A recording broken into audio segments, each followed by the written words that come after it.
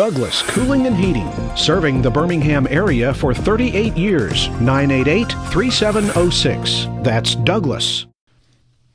I'm James Spann. This is the afternoon edition of the Weather Xtreme video. This is for Monday, the 28th day of March. Trying to see a little sun out there, but not very much. And more rain coming up right around the corner. Now, let's get to some of the Skycam shots around the network this afternoon. We'll start with the Jasper camera and look really carefully up there, and you'll see a few little blue spots.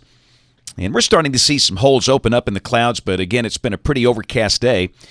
There's the Trussville Skycam coming from Chalkville Mountain Road. The sky mostly cloudy there. And from Demopolis, again, a lot of clouds around. Look at the visible satellite shot, and you can see how it's clear over southwest Alabama. You leave Demopolis, you go south about 20 miles, and it's clear down there, down toward Sweetwater and Thomasville, all the way down to Mobile. Not a cloud in the sky. Memphis, not a cloud in the sky. They're clear, but you got those low clouds over much of north, central, and southeast Alabama. And you can see some of the numbers there, but give you the bigger numbers and make it easier to read. Birmingham only 55 at 2 o'clock. You know that the GFS had us at 68 today, so what's a 13-degree error? In fact, look at Haleyville, 47. That's almost 20 degrees below guidance at 2 o'clock. So the model output statistics, the Moss products, again, have done a horrible job with thermal fields over the last 4 days, and I'm not expecting much better performance this week. There's the radar composite, big rain mass over central Florida, pouring rain at Orlando and Tampa Bay and Daytona Beach. Still got some thunderstorms around Tallahassee, but around here the rain is gone for now. On the watch warning map, some winter weather issues out west. The Rockies of Colorado getting some pretty good snow here over the next 24 hours. But let's check the convective outlooks. That's always what interests us. This is the Day 1 outlook for the rest of the day and tonight. No formal risk. A couple of suspect areas in Oklahoma and Florida, but again, nothing really organized. Tomorrow, this is Day 2, and this is valid through 7 o'clock tomorrow morning through 7 o'clock Wednesday morning. The SPC guys have trimmed back that slight risk. They've taken all of Alabama out. And I say all of Alabama, which had the southwestern part of Alabama in that risk. Well, it's now been adjusted back to the west. Basically areas over southeast Texas, much of Louisiana, South Mississippi. And then on Day 3, the rest of the day Wednesday, just the low-end 5% probability south of a line from around Thomasville to Montgomery and Roanoke. And we'll see, clearly there's hardly any surface-based instability up here for the next batch of storms, so we don't expect a tornado issue at all, maybe some hail. And on Day 4, which is Thursday, got a severe weather risk over much of central and south Florida. Rain for the next 5 days. The QPF chart suggesting rainfall amounts of about 3/4 to 1 inch. And this is valid through Saturday morning at 7 o'clock. Let's look at modeling. This is the 12Z GFS, valid at 1 o'clock tomorrow afternoon. Next shortwave is seen off to the west, and down below that, snow breaks out over Kansas with showers and storms below that over Oklahoma and Texas. Around here tomorrow, the day will be cloudy. You know, the NAM has a high of 59. The GFS at 66. The NAM has clearly been better in highs recently. In fact, all thermal fields, so we might stay in the 50s all day tomorrow. We'll bring in the chance of a shower by afternoon. Again, the GFS has not been doing well with moisture fields either. This is showing nothing at 1 o'clock, but we're going to mention the chance of a shower tomorrow afternoon.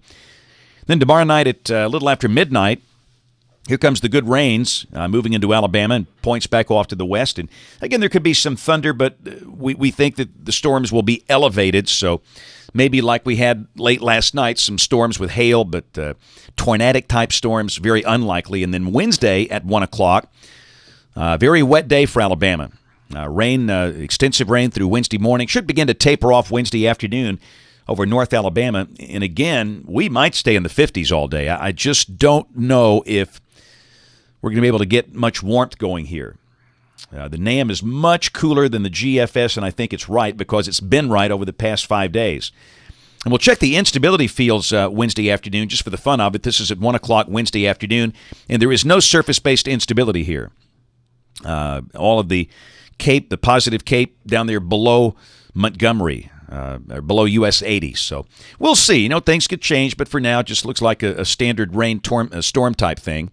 Thursday, look at the trough beginning to form. A lot of energy diving down the backside of that. That could be a pretty good little trough. Down below that, the bulk of the rain Thursday off to the east, but you can see energy to the northwest still producing some rain over Oklahoma and Kansas, and we could see some light rain and maybe even some thunder at some point Thursday or Thursday night.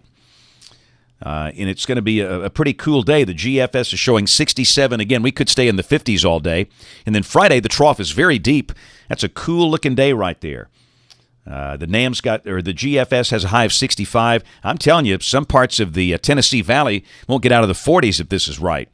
A deepening surface low on the coast of North Carolina around Cape Fear. Some wraparound moisture, maybe some light rain or drizzle on Friday. So Thursday and Friday look cool, cloudy, and damp with a chance of some light rain. And Friday could be a pretty chilly day. And then Saturday, starting off the weekend, the whole trough moves out. And if we clear now Saturday morning, we could make a run for the 30s very easily, but we warm up nicely. There's the surface chart. We'll be chilly in the morning, but we'll climb up into the low 70s. And then Sunday looks gorgeous, sunny with highs in the upper 70s. Great weekend. Monday of next week, a cold front comes in. The main surface low way up there in eastern Canada. So, again, it doesn't look like an especially big deal. Not a severe weather threat if this is right. But, again, that's a week out. You know, it's a very active pattern. We'll go out a couple of more days here. Actually, the next day, this is Tuesday. Look at the trough forming over the east again. This is April 5th. And look at the cold air coming down the pike, the 540 line down to Birmingham. So, again, you know, we've talked about getting these late-season freeze in here, and it's still very possible. We're not giving anybody a green light just yet. So even if we don't get a freeze maybe Saturday morning, then this thing next week looks pretty cold.